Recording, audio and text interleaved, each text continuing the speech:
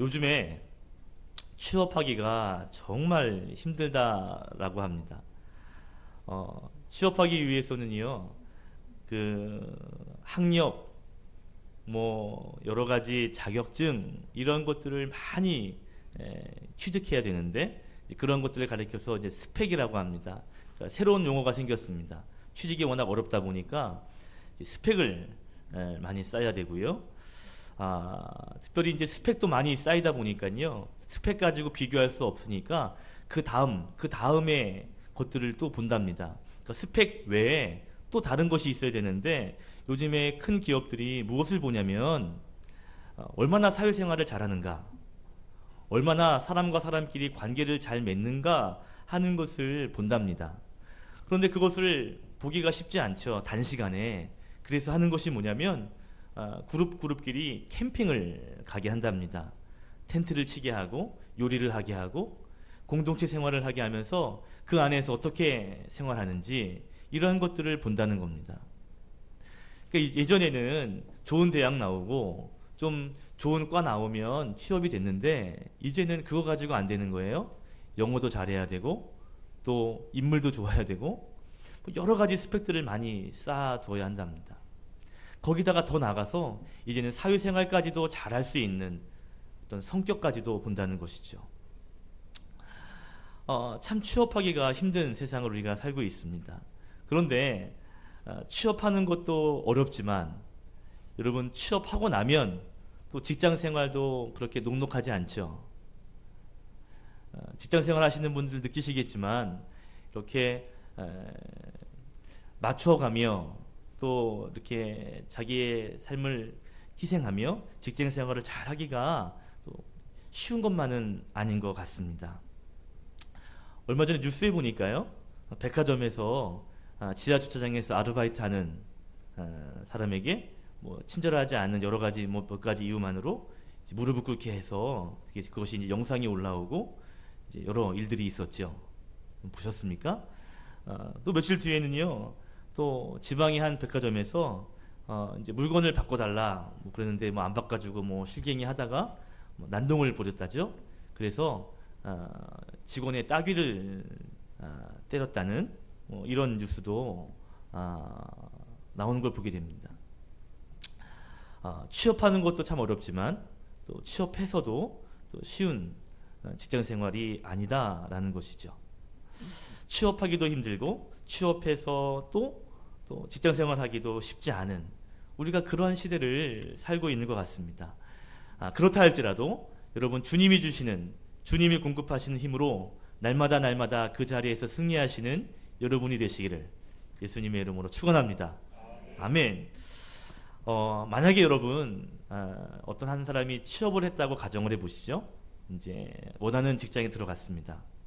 그런데요, 들어갔는데 그 회사가 무엇을 추구하는지 무엇을 원하는지를 생각하지 않고 그냥 자기 입장에서만 자기 생각으로만 직장 생활을 한다면 직장 생활을 잘할 수 있을까요?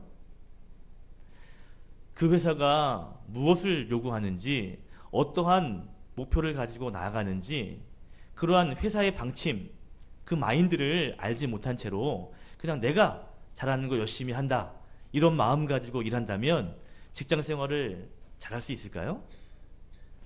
아마 제 생각으로는 시간 문제겠지만 잘하지 못할 것 같습니다.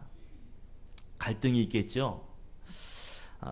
직장 생활을 잘하기 위해서 기본적으로 여러 가지 기능적인 면도 잘해야 되겠지만 먼저 얻어야 할 것이 뭐냐면 그 회사의 마인드, 무엇을 추구하고 있는지, 그 회사의 목적이 뭔지 이런 것들을 분명히 알아야 그것을 안 이후에 자기의 기능을 그 위에 발휘할 때 그럴 때 회사가 원하는 그러한 직장인이 되지 않겠습니까? 회사의 방향은 이리로 가고자 하는데 내 마음은 이쪽이야. 열심히 한다면 그것은 회사가 원하는 모습이 아니죠. 여러분 알고 계신데 지금 그러신 거죠? 네, 당연한 거 말씀일 것 같습니다. 직장 생활을 잘하기 위해서는요, 가장 먼저 기능도 중요하지만 마인드가 중요하다 생각이 됩니다. 여러분 교회 생활은 어떨까요? 신앙생활은 어떨까요? 신앙생활을 잘할 수 있는 비결이 뭘까요? 여러 가지 기능 하는 것도 중요하지만 저는 가장 중요한 것은 직장 생활과 마찬가지로 믿음의 주체가 되시는 하나님의 뜻이 무엇인지를 먼저 알고 하나님의 마인드를 내가 먼저 취하고 나의 일들을 감당할 때 그때 믿음 생활이 하나님 보시기에 아름답고 또 신앙생활을 잘한다라고 말하지 않을까요? 그죠? 믿음 생활이라고 하는 것, 신앙생활이라고 할 때 중요한 것은요, 하나님의 뜻이 무엇인지, 하나님 마음이 어떤지 그것들을 먼저 내 마음에 품고 그리고 그 다음 우리의 삶을 살아가는 것이 그것이 아마 아름다운 신앙생활이라 말할 수 있을 겁니다. 자, 오늘 사도 바울이 로마 교회의 성도들에게 편지를 쓴 것이 로마서 말씀이에요. 로마서 말씀은 16장까지 되어 있습니다. 그런데 내용적으로 보면 두 파트로 나누어져요. 첫 번째 부분은 1절부터 11절까지, 그리고 두 번째 부분은 12절부터 16장까지입니다. 자, 11장부터 11장까지는 주된 내용이 뭐냐면 믿음에 대해서 말합니다. 다시 말하면 믿음이 뭐냐, 그리고 믿음으로 우리가 구원을 받는다 라고 하는 것을 이야기합니다. 그걸 이신칭이라고 하는데 믿음으로 구원받는 것. 그래서 믿음이 뭐냐, 또 믿음을 통해서 우리가 어떻게 구원받는가 라고 하는 것에 대한 이론적인 부분을 1장부터 11장까지 이야기해요. 그런 다음에 12장부터는 무엇을 얘기하냐 하면 이제 그 믿음을 소유하고 있는 백성, 그래서 구원받은 사람들이 이제 어떻게 삶을 살아야 할 것인가에 대한 부분, 그래서 적용과 실천에 대한 부분이 12장부터 16장까지 기록되어 있습니다. 그러니까 이론 그리고 적용, 실천, 이런 두 파트로 나뉘어져 있는 것이 로마서의 말씀인 것이죠. 특별히 우리가 읽은 12장부터 특별히 이제 실제적인 부분, 어떤 적용에 대한 부분을 이야기하는 겁니다. 즉 믿음으로 구원 얻었다면 우리가 그 다음에는 어떠한 삶을 살 것인가에 대한 구체적인 방법에 대해서 오늘 성경은 말해주고 있다는 것이죠. 그러면서 구체적인 방법에 대해서 가장 먼저 말하는 것이 뭐냐면 오늘 2절에 보니까 뜻이 무엇인지, 말씀의 제목입니다. 하나님의 그 뜻이 무엇인지, 다른 말로 표현하면 하나님의 마음이 어떠한지 이것들을 먼저 이해하는 것, 이것이 중요하다는 것이죠. 신앙생활을 할 때 여러 가지 기능적인 것도 중요합니다. 잘해야 됩니다. 그러나 먼저는 하나님의 마음, 하나님의 뜻, 그것을 먼저 내가 품을 수 있는, 그것을 가지고 신앙생활하는 것이 중요하다라는 것이죠. 자, 하나님의 뜻, 하나님의 마음을 이해한 다음에 그런 다음에는 어떻게 사는가 하는 부분에 대해서 오늘 성경은 우리에게 말해주고 있습니다. 자, 보세요. 하나님의 뜻을 이해하는 것이 중요하다 그랬죠. 여러분 신앙생활 할 때 내가 원하는 대로 하면 편합니다. 그죠? 내 방법, 내 스타일대로 하면요 편해요. 그러나 신앙생활은 철저하게 하나님의 뜻, 하나님의 기준에 합하여야 합니다. 하나님의 기준에 맞춰야 한다는 것이죠. 그래서 믿음 생활이라고 할 때 나를 구원하신 그 하나님, 그분의 뜻에 맞추어 우리의 삶을 돌이키는, 우리의 삶을 그분에게 맞춰 나아가는, 그것이 바로 신앙생활이라 할 수가 있겠죠. 자, 그러면 오늘 바울은 오늘 실천적인 부분을 가장 먼저 이야기하는 12장 처음에 무엇을 강조하는 걸까? 여러 가지 강조가 쭉 나오지만 제일 먼저 강조하는 게 뭘까? 오늘 1절과 2절에서 두 가지를 함께 나누기를 원하고요. 이 두 가지를 통해서 저와 여러분이 멋지게 신앙생활할 수 있기를 바랍니다. 자, 첫 번째는 뭐냐면 바로 예배입니다. 그냥 예배가 아니라 합당한 예배를 드리는 것. 자, 한번 따라합시다. 하나님의 기뻐하시는 합당한 예배를 드립시다. 자, 1절에 보니까 너희의 몸을 하나님이 기뻐하시는 거룩한 산 제물로 드리라. 이는 너희가 드릴 영적 예배니라 그랬습니다. 자, 12장이 실천과 적용을 말하는데 가장 먼저 사도 바울이 감동을 받아서 전하는 것이 뭐냐면 예배라는 것입니다. 뭐라고요? 예배요. 그러면서 하나님이 기뻐하시는 예배를 드려야 된다. 그러면서 표현된 단어가 영적 예배다 그랬습니다. 여러분 영적 예배라고 하는 이 영적이라는 단어 앞에 3각주가 하나 붙어 있죠. 보이세요? 각주 밑에 보니까 뜻이 뭐예요? 합당한 이란 뜻이라고 기록되어 있습니다. 무슨 말이냐면 이 헬라어 원어를 보면 이 뜻이 뭐냐면 바로 합리적이다, 합당하다라는 단어입니다. 우리가 보통 영적 예배라고 얘기할 때 뭔가 막 영적인 이런 예배를 생각하시는데 원래 원뜻은 뭐냐면 합당한 예배, 다른 성경에서는 진정한 예배라고 번역했습니다. 다시 말하면 하나님이 기뻐하시는, 하나님 편에서 볼 때 합당한 예배, 하나님 보실 때 진정한 예배, 이 예배를 우리가 드리는 삶, 이것이 믿음을 얻은 사람들에 있어서 가장 필요한 하나의 기준이라는 것이죠. 1절에 바울이 말합니다. 너희의 몸을 하나님이 기뻐하실 산 제물로 드려라. 여러분, 여기에서의 몸도요, 마치 영적인 그러면 영적인 거고, 몸 그러면 몸만 생각하시는데 뜻을 보니까 이 몸은 이 전체를 말합니다.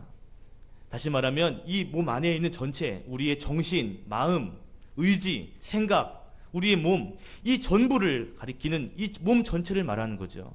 이 몸 전체를 하나님께 드리라라는 것입니다.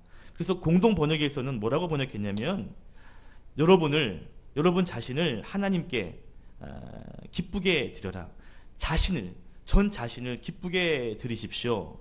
이것이 하나님께 드리는 진정한 예배입니다. 라고 번역을 했습니다. 그러니까 이 몸이라고 말할 때 몸은 이 육체를 말하는 것이 아니라 몸 안에 있는 이 전부를 말하는 것입니다. 하나님께 예배할 때 이 전체를 드리는 거예요. 우리의 마음과 혼과 영혼, 그리고 우리의 의지와 생각, 우리 몸이 전부를 하나님께 드리는 것을 예배라고 말하는 것이죠. 바울은요, 하나님이 기뻐하시는 그런 합당한 예배를 먼저 드려야 된다라고 말하고 있는 것입니다. 자, 그런데 우리가 이 말씀을 이렇게 읽으면서 여러 중요한 단어들을 때로 놓칠 때가 있습니다. 그러니까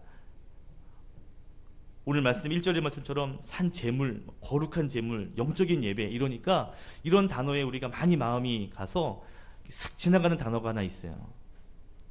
그 단어가 뭐냐면요, 바로 드리라 라는 단어입니다. 우리가 읽는 성경에는 잘 표현이 드러나지 않지만 헬라어 성경을 보면 여기서 드리라 라는 단어가 굉장히 중요한 단어, 이 1절 가운데 가장 핵심 단어 가운데 하나가 바로 이 드리라 라는 것입니다. 여러분, 예배는 하나님께 우리의 전 자신을 드리는 것입니다. 아멘. 예배는 드리는 것입니다. 이게 예배의 가장 우리가 놓치지 말아야 할 키워드예요. 하나님이 기뻐하실 수 있도록 합당한 예배를 우리가 드리는 겁니다. 그래서 사도 바울은 내 자신을 전부 드린다라는 그 표현을 잘 이루기 위해서 산 제물이라고 하는 표현을 드렸습니다. 제물을, 구약시대의 제물을 하나님께 드리듯이 내가 하나님께 드려진다라는 것이죠. 여러분, 제가 예배를 이야기할 때마다 항상 강조하는 말이 있죠. 예배는 드리는 거라고요. 그러면 받으시는 분은 누구예요? 누구예요? 하나님이시죠. 예배는 우리가 받는 게 아니에요. 누가 받으셔요? 우리는 드리는 것이고요, 하나님이 받으시는 겁니다. 옛날에 이런 말 썼어요. 예배를 보러 간다. 예배는 보는 것이 아니라 드리는 것입니다. 철저하게 하나님이 기뻐하시는 이 예배의 형식을 통해서 우리를 드리는 거예요. 우리의 마음, 우리의 뜻, 의지, 이런 모든 것들을 담아 예배 형식에 담아 하나님께 드리는 것이죠. 그러니까 예배의 1차 목적은 하나님께 드리는 것에 있습니다. 내 전인적인 것들을 하나님께 올려드리는 거죠. 하나님께 표현하고 하나님을 높여드리는 것, 이것이 진정한 예배입니다. 지금 드려지는 이 예배의 의식 가운데 여러분을 드리시는 거죠. 그래서 이 예배 의식이 마치 하나의 그릇이라면 여러분이 그 위에 제물처럼 담겨져서 이렇게 올라가서 하나님은 그 여러분의 예배를 받으시는 거예요. 여러분 혹시 큰 교회 가보셨나요? 가보셨어요? 저는요, 큰 교회를 몇 군데 한번 탐방 간 적이 있습니다. 대한민국에서 손꼽히는 그런 교회. 여러분, 한국에서 손꼽히는 교회는 세계적으로 손꼽히는 교회거든요. 규모가. 왜냐하면 세계에서 큰 교회 뭐 20개 하면 그 교회 반이 다 한국에 다 있거든요. 그만큼 한국에 있는 교회가 크고 웅장합니다. 거기서 예배를 드려보면요, 예배가요 막 쫙해요. 뒤에 그 파이프 오르간 있죠. 쫙 하면 그 소리가 쫙, 그 마음이 쫙. 거기에 성가대도요 뭐 수백 명씩 앉아 있고요. 뭐 오케스트라가 연주하고요. 뭐 이 사운드 하나하나가 얼마나 대단합니다. 찬송가 하나를 불러도요, 여러분 수천 명이 앉아가지고 막 찬송을 하면요, 얼마나 이 예배에 은혜가 되는지, 박수 치면서 찬양하면요, 이 박수 소리가 얼마나 대단한지 몰라요. 자, 여러분 보세요. 그것도 하나의 예배의 형식이죠. 예배 드리는 곳입니다. 하나님 그런 예배 받으십니다. 자, 문제는 뭐냐면 그 공적인 예배 하나님 받으시는데 그렇게 웅장하고 대단한 예배 가운데 여러분이 하나님께 그 예배 가운데 여러분을 드리지 못한다면 그 예배는 공적인 예배 가운데 하나님께서 받으셨는지 몰라도 개인적인 나와 하나님과의 예배는 연락된 것이 아니죠. 예배는 내가 드리는 것이니까요. 내가 그 예배 아무리 훌륭하고 멋지고 아름다운 교회에서 대단한 형식의 예배를 드렸다 할지라도 내가 그 예배 가운데 나를 드리지 못했다면 그 예배는 예배다라고 말하기 어려울 수 있습니다. 어쩌면 그 예배는 참관한 것입니다. 그냥 참여한 것이죠. 중요한 게 뭐냐? 하나님께 드린다라는 것입니다. 반대로 여러분 작은 교회 가보셨습니까? 우리 교회 더 작은 교회도 많습니다. 거기는 피아노 반주자가 없어서요, 이렇게 조그마한 기계를 틀어요. 반주기를 틀어요. 그럼 노래방에 나오는 그런 음악처럼 찬송가가 그렇게 흘러나옵니다. 처음에 제가 그렇게 드리는 곳에 갔더니 찬송이 이상한 거예요. 빠르게도 막 바꾸고요. 하여튼 보통 교회에서 드리는 예배가 아닌 이렇게 예배 드리는 교회도 많거든요. 성가대도 없는 교회 많고요. 10명 미만의 교인들이 모여서 예배하는 곳도 있습니다. 그렇게 작은 곳이라 할지라도 만약에 그런 작은 곳에 드려지는 그 예배의 형식 가운데 내가 그 예배 가운데 하나님께 나를 드렸다면 그 예배는 하나님께 연락된 예배를 할 수 있습니다. 왜요? 나를 드렸기 때문이죠. 무엇이 중요합니까? 내가 정말 드려졌느냐 하는 것이 중요한 거예요. 많은 기독교 신자들이 예배를 통해서 받으려고 하는 추세입니다. 예배를 통해서 먼저 받고자 하는 마음을 가지고 많이 예배에 참석하는 분들이 있어요. 틀리지 않습니다. 그러나 1차적인 목적은 하나님께 드리는 것입니다. 내가 하나님께 온전히 드릴 때, 하나님이 진정으로 예배를 드릴 때 그 안에서 영적인 그 하나님, 그분의 교통이 있고요. 그를 통해서 우리 안에 감사와 만족이 임하게 되므로 우리 안에도 은혜가 있게 되는 것이죠. 내가 은혜를 받기 위해 예배드리는 것이 아니라 1차적인 목적은 하나님께 내 것을 드리기 위한, 나를 구원하신 그분, 나를 사랑하시는 그분께 첫 번째 반응하는 것, 그것이 진정한 예배의 목적입니다. 그렇게 목적을 드리고 나면 은혜는 결과물로 오는 것이죠. 이해가 되시죠? 그러니까 예배에 은혜를 받기 위해 예배드리는 것이 아니라 하나님께 영광을 드리기 위해 예배드리다 보면, 그러면 결과적으로 볼 때 우리에게도 은혜가 임하게 되고 감동이 있고 하나님의 마음이 우리 가운데 막 채워지는 것입니다. 2015년 저희 교회가 집중하고자 하는 것이 있어요. 바로 예배입니다. 앞으로 2015년부터 앞으로 5년 동안의 플랜을 가지고 있는데 그 1년차 되는 우리 교회가 지켜야 할, 집중하고 싶은 것이 바로 예배입니다. 오늘 사도 바울이 구원받은 사람들의 가장 실질적인, 가장 먼저 해야 할 것을 예배로 꼽았다면 우리 교회도요, 이제 새로워지는 5년 가운데 첫 해를 저는 예배에 집중하고 싶습니다. 내 예배를 다시 한번 점검하시는 거예요. 하나님께 드리는 예배를 다시 한번 점검하시고 하나님께 늘 드려지는 감사의 예배, 그걸 통해서 또 여러분에게는 은혜가 있는 그러한 놀라운 역사가 있기를 주님의 이름으로 축복합니다. 아멘. 자, 사도 바울은 가장 먼저 적용에 대한 부분에 대해서 예배를 꼽았어요. 자, 그런데 예배만큼이나 또 중요한 단어가 2절에 있습니다. 뭘까 보면 바로 변화라는 단어입니다. 자, 두 번째 교훈을 제가 읽을게 한번 따라합시다. 마음을 새롭게 하여 변화되는 삶을 삽시다. 첫 번째는 합당한 예배를 드립시다. 두 번째는 변화되는 삶을 삽시다 라는 것입니다. 자, 여러분 보십시오. 바울이 말하기를 이 세대를 본받지 말고 마음을 새롭게 해서 변화를 받아라 라고 말합니다. 자, 저 보세요. 여러분, 믿음이 생기면 그러면 변화가 일어납니다.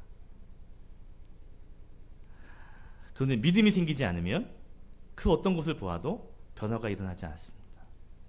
자, 다니엘서를 보면 바벨론 왕이 느부갓네살 왕인데요. 이 바벨론이 전 이스라엘 중동을 통치하게 됩니다. 그러면서 이스라엘도 속국이 되죠. 그때 이제 포로로 끌려간 사람이 다니엘이라는 사람이 있죠.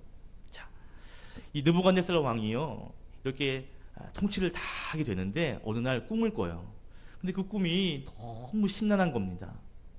그래서 지혜로운 사람, 꿈 해몽하는 사람, 점쟁이들을 다 불러다가 내가 꿈이 있는데 좀 해석 좀 해라 라고 이야기하는데, 해석이라고 하는 게요, 뭐 이렇게 해석할 수도 있고 저렇게 해석할 수도 있잖아요.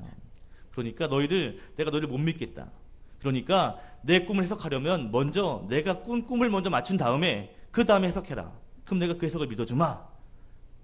그렇게 얘기한 겁니다. 여러분, 꿈을 해석하는 거는요, 그냥 이거 좋은 꿈입니다, 태몽입니다, 이렇게 할 수 있지만 그 꿈을 맞추는 건 쉽지 않죠. 아무도 꿈을 맞추지 못하는 겁니다. 그때 누가 맞춰요? 다니엘이 그 일을 해냈죠. 하나님이 알려주셔서 꿈을 말하고 그 꿈을 해석합니다. 느부갓네살 왕이 깜짝 놀랍니다. 그러면서 네가 믿는 하나님이 진짜 신이구나 감탄을 합니다. 자, 그런데 그 다음 장에 어떤 일이 일어난지 아세요? 느부갓네살 왕이 하나님을 믿었더라 라고 하지 않고 느부갓네살 왕이 자신을 신상으로, 우상으로 만들어서 모든 백성들이 그 앞에 절하게 했다 그랬습니다. 자신의 꿈을 알아맞히고 해석했는데도, 그 능력을 보았는데도 변하지 않습니다. 왜요? 하나님을 제대로 믿지 않기 때문에 그래요. 자, 모두가 그 신상에게 절하라 그랬는데요, 다니엘의 세 친구가 절하지 않습니다. 나는 하나님만 섬기겠습니다. 그래? 너희들 불구덩이로 던져야 되겠다. 세 명의 친구들을 불구덩이에 던지죠. 그런데요, 성경에 보니까 불에 들어갔다 나왔는데요, 옷도 타지 않고 멀쩡하게 나옵니다.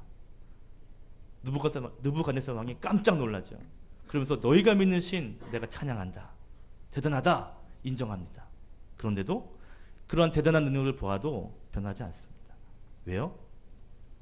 하나님을 보았지만, 하나님의 능력을 봤지만, 알았지만 믿음이 생기진 않았기 때문에 그렇습니다. 그런데 참 재미있는 건요, 정말 성경에서 말하는 겨자씨 같은 믿음 하나가 내 마음간에 톡 생기면 변화가 일어나요. 뭔가 달라져요. 오늘 1부 예배 때 이제 고등학교 3학년에서 대학교 올라간 이제 청년이 되는 친구가 교사가 된 겁니다. 그런데 그 친구가요, 세례 받으라 그랬더니 못 받겠습니다 했던 친구거든요. 그래? 네가 감동이 되면 받아라 그랬더니 이제 예배 때 은혜도 받고 한 거예요. 그러면서 믿음이 생기기 시작했어요. 교사하고 싶습니다, 세례 받을게요 이러면서요, 삶이 조금씩 달라지더라고요.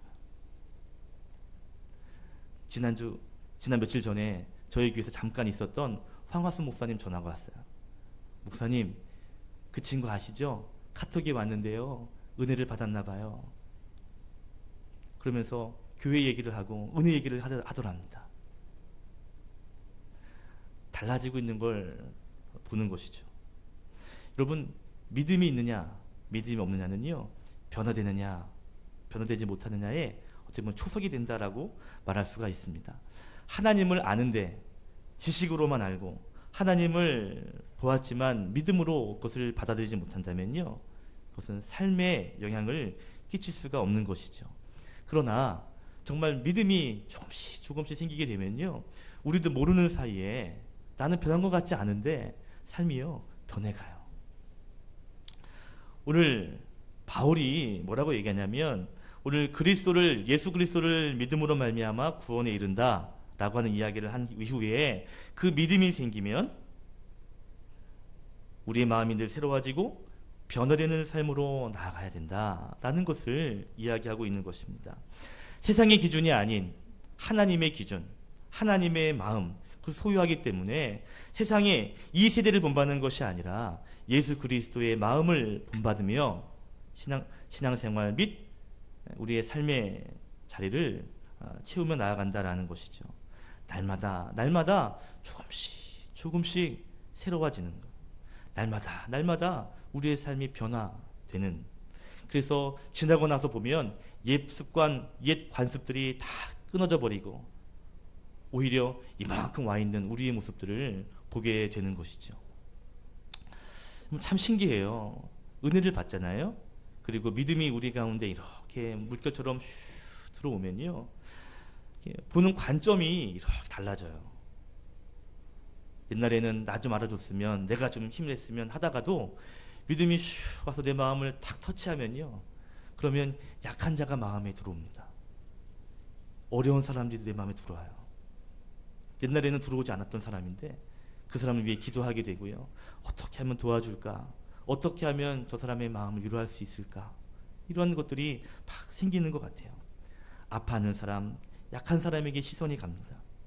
예전에는 나한테만 시선이 있었는데 이제는 교회에 시선이 가게 되고요. 하나님의 일에 시선이 가는, 결국 우리의 삶이 조금씩 달라지는 이런 일들이 생기게 되더라는 것이죠. 여러분, 날마다 여러분의 마음이 새로워지고 여러분의 삶이 변화될 수 있기를 주님의 이름으로 축복합니다. 아멘. 말씀을 정리하죠. 여러분, 우리가 믿음 생활을 아름답게 하기 위하여, 잘하기 위해서 먼저 하나님의 뜻, 하나님의 마음이 무엇인지를 우리가 잘 이해하는 것이 중요합니다. 그 가운데 두 가지를 말하자면, 먼저 하나님이 기뻐하시는 합당한 예배를 우리가 드리는 것입니다. 또 한 가지, 예배뿐 아니라 우리의 삶이 변화되는, 오히려 우리의 삶 안에 예배가 있는 것 아니겠어요? 그죠? 예배가 회복되고 우리의 삶이 회복되는, 그래서 우리의 삶 전체가 하나님을 향하여 나아가는 이런 아름다운 모습이 있어서 하나님께 인정받고 하나님께 칭찬받고 그리고 하나님의 축복을 누리는 저와 여러분 되시기를 예수 그리스도의 이름으로 간절히 축원드립니다. 아멘. 기도하겠습니다.